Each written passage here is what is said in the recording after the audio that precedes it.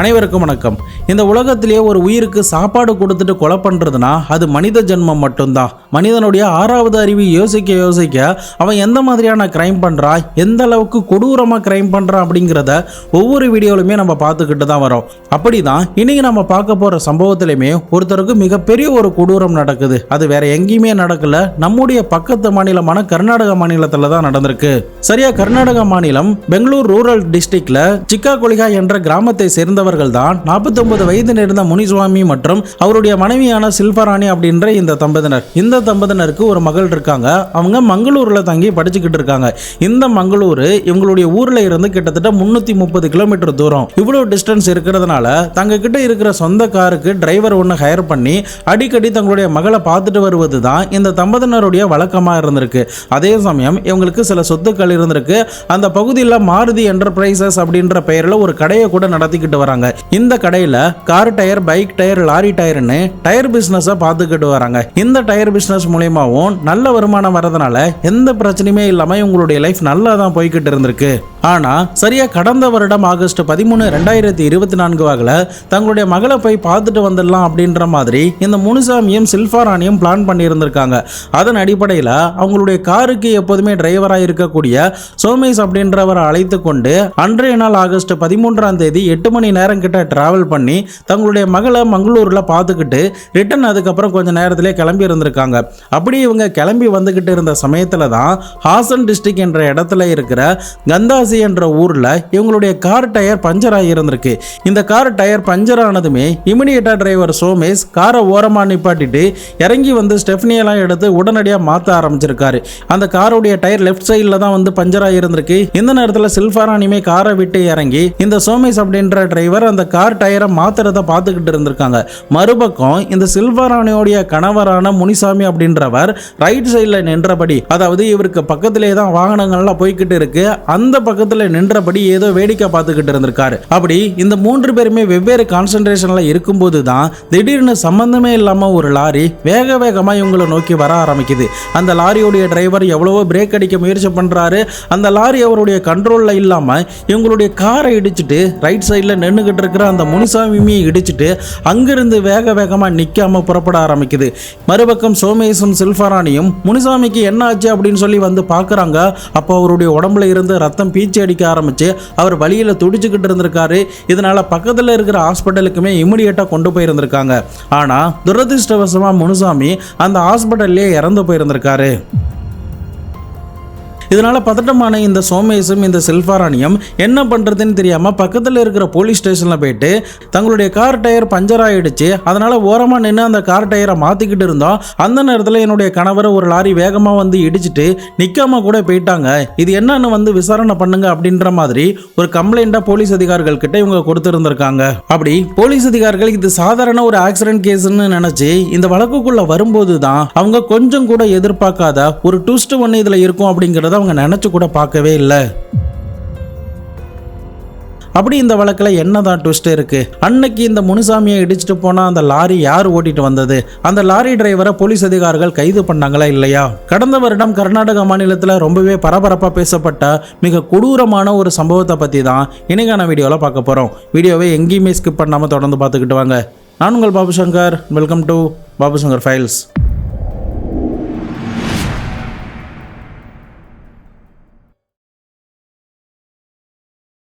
யூடியூப்ல உங்களுக்கு நோட்டிஃபிகேஷன் வரலன்னா நம்மளுடைய டெலிகிராம் சேனலை ஜாயின் பண்ணிக்கோங்க. இங்கே வீடியோ ரிலீஸ் ஆனதுமே நாங்கள் அப்டேட் கொடுத்துருவேன். நீங்கள் எந்த வீடியோவுமே மிஸ் பண்ணாமல் பார்க்கலாம். லிங்க் டிஸ்கிரிப்ஷனில் இருக்குது, மறக்காமல் செக் பண்ணி பார்த்துக்கோங்க.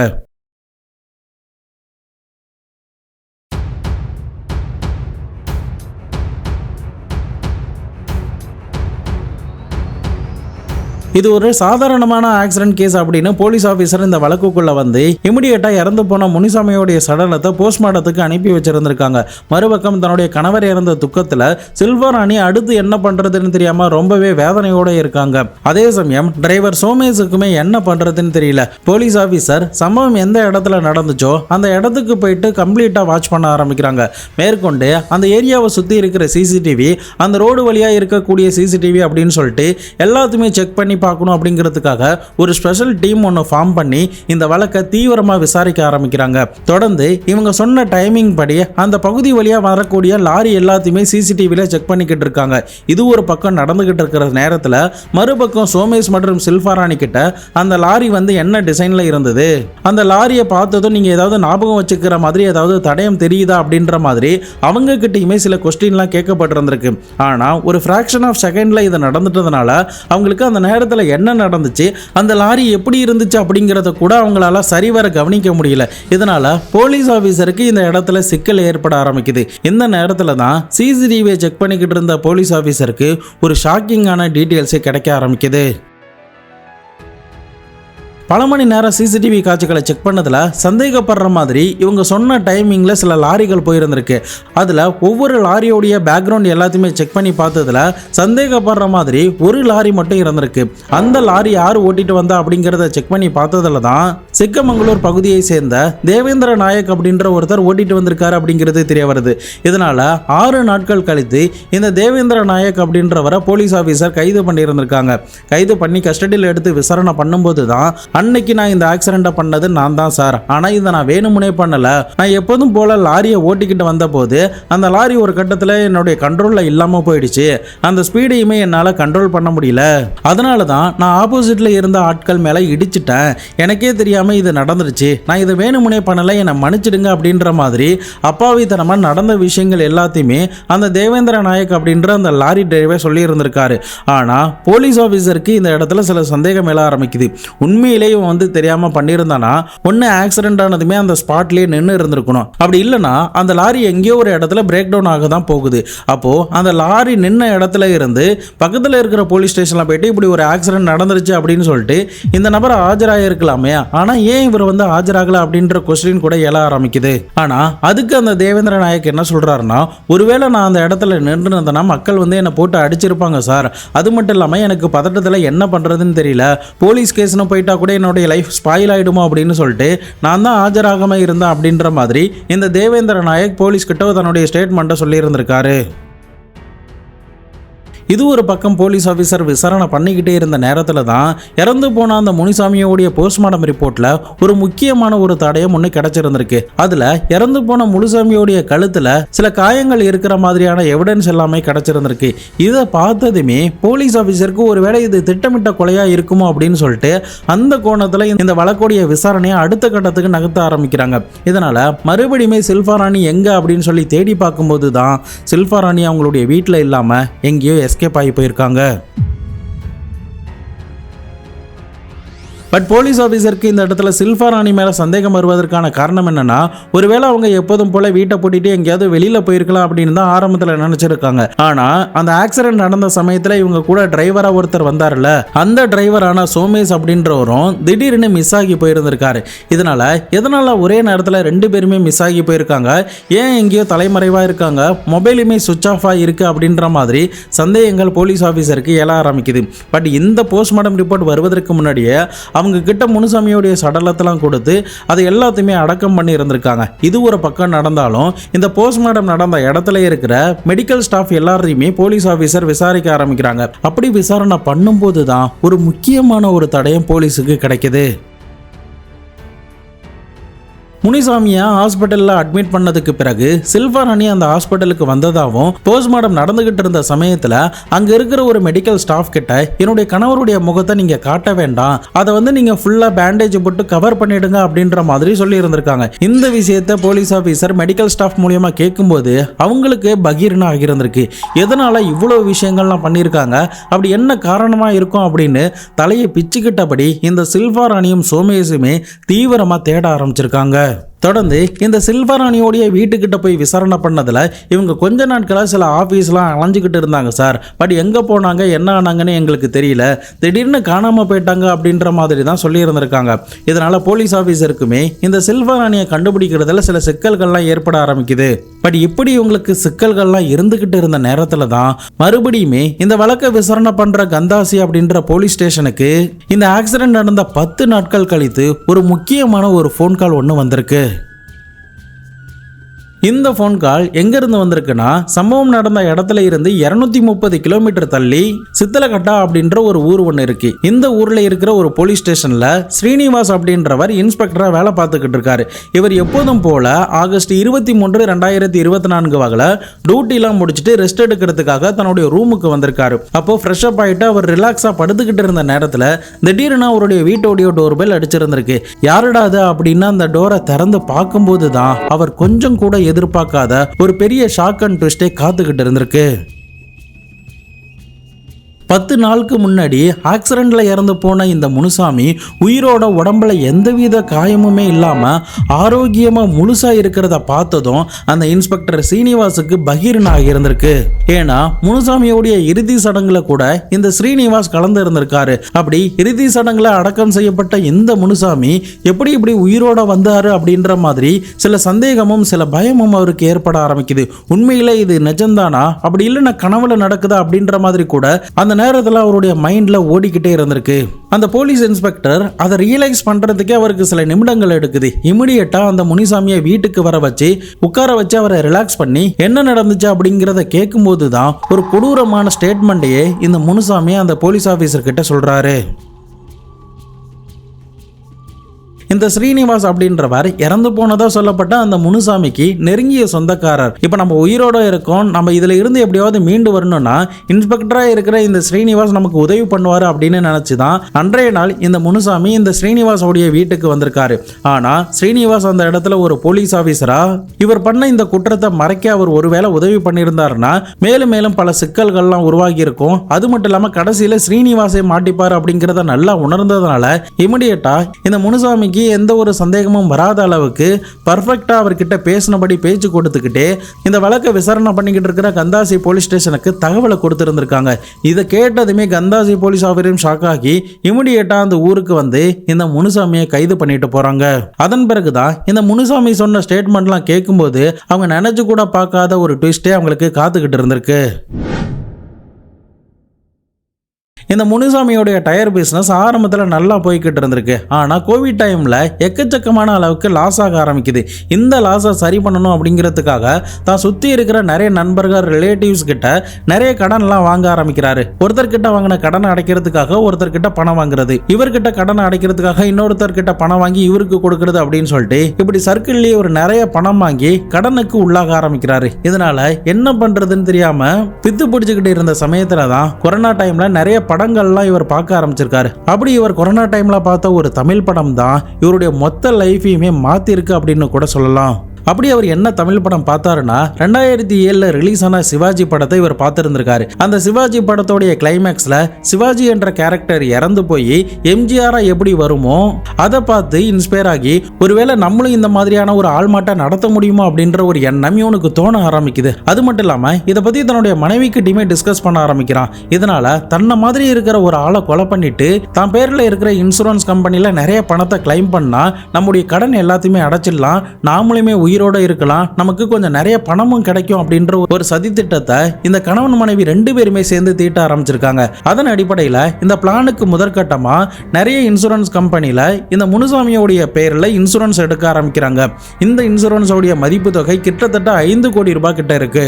அதன் பிறகு இவங்களுடைய பிளான் எல்லாத்தையுமே டிரைவரான சோமேஷ் கிட்ட சொல்றாங்க. அது மட்டும் இல்லாம சுரேஷ் அண்ட் வித்யூத் அப்படின்ற இந்த 2 பேர்கிட்டயுமே இந்த பிளானை சொல்லி அவங்களுமே இந்த பிளானுக்குள்ள வர ஆரம்பிக்கிறாங்க. மறுபக்கம் இந்த முனுசாமிக்கு தெரிஞ்ச ஒரு டிரைவரான இந்த தேவேந்திர நாயக் அப்படின்றவர்கிட்ட இந்த கொலை முடிஞ்சதுக்கு பிறகு எனக்கு சொந்தமான இந்த லாரியை நீயே எடுத்துக்கோ, அது கூட 5 லட்சம் ரூபாய் பணத்தையுமே சேர்த்து அட்வான்ஸை இந்த முனுசாமி கொடுத்திருந்திருக்கான். அது மட்டும் இல்லாம இவங்களுடைய பிளான் என்னவா இருந்திருக்குன்னா இந்த முனுசாமி மாதிரி இருக்கிற ஒரு ஆளை கண்டுபிடிச்சு இந்த முனுசாமி மாதிரி இருக்கிற அந்த நபரை ஒரு ஆக்சிடென்ட்ல கொலை பண்ண மாதிரி ஒரு டிராமாவை நடத்திட்டு இந்த இன்சூரன்ஸ் பணத்தை எல்லாத்தையுமே கிளைம் பண்ணலாம் அப்படிங்கிறது தான் இவங்களுடைய பிளானா இருந்திருக்கு.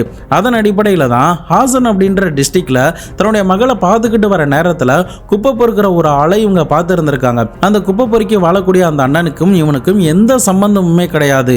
அப்பாவியான அந்த நபரை ஒரு நாள் தன்னுடைய மகளை பார்க்க போகும்போது ரோட்டில் இந்த முனுசாமியை பார்த்ததுனால தன்னை மாதிரி முகத்தை தவிர ஹைட் அண்ட் வெயிட்டா இருக்காரு, இவர் சரியான ஆளா இருப்பாரு அப்படின்னு சொல்லிட்டு அந்த குப்பை பொறுக்கக்கூடிய ஆளுக்கு சாப்பாடும் சில ஸ்நாக்ஸுமே ஆரம்பத்தில் கொடுத்துருந்துருக்காரு.